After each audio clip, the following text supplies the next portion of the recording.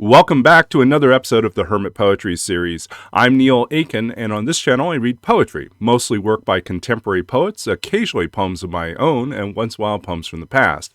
Today's poem comes to us from Maureen Harris, a Canadian poet.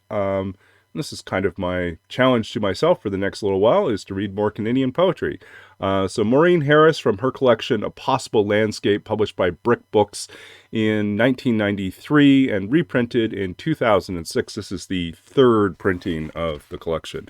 I think it's kind of a wonderful thing to have a poetry book that goes into a third printing. So often we struggle to get through our first printing.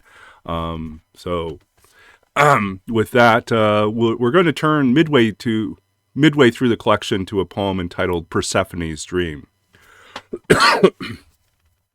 Persephone's Dream. I descend the staircase beside the stone wall and clamber over the scattered brick lintel to stop and stare across the meadow. Here is where it happened. The earth split open, the slide to darkness began, that team of 4 black horses rearing that god in armor, his burning black eyes. I don't remember any sounds, not even my own voice screaming. In the meadow, flowers dance, but I don't lean to pick them. I'm alone, except for a solitary crow flying past. I walk through grass glittering in sunlight, but never reach the trees on the other side, leaves full of voices. Then it was only sound. My name echoing harshly from earth to sky, rattling through the dark corridors, till I longed to stop my own ears, and couldn't tell who called or why. I tried these stairs again, thinking to find my own way down. But it is always the meadow, and empty, and reverberating with my name, as if someone had just left. Persephone's Dream by Maureen Harris, from A Possible Landscape, Brick Books, 1993. If you enjoyed this reading and this poem, please do check out the description of the video for more information about this poet, Maureen Harris, as well as information about where to purchase your own copy of this book.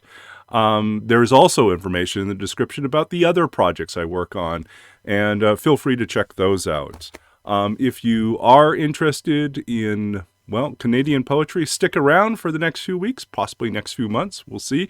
I'm going to do my best to shine a light on Canadian poetry, which is something that, despite being a Canadian poet, I am woefully ignorant of.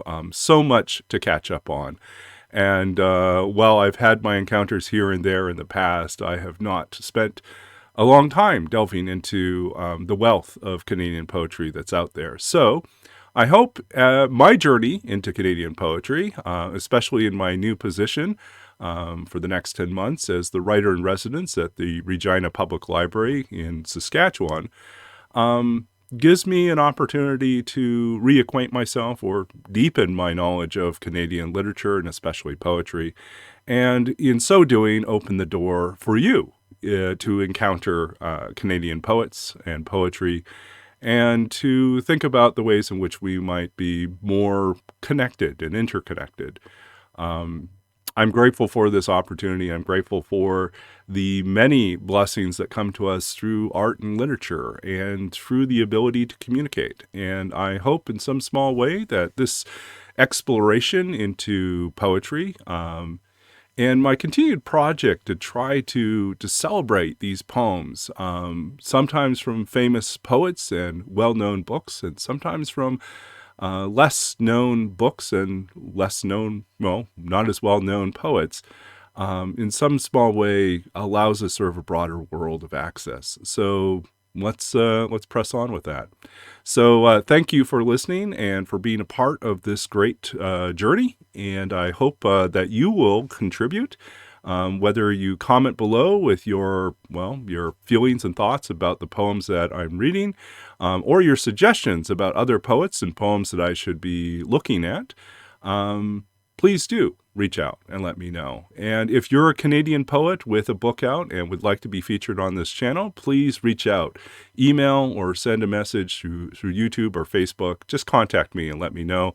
we'll figure out a way to feature your work on this series to the best of my ability. Yeah, I think that's about it. So until next time, take care, be safe, keep reading, keep writing, keep being engaged in the world, and we'll continue with this great project, this great endeavor.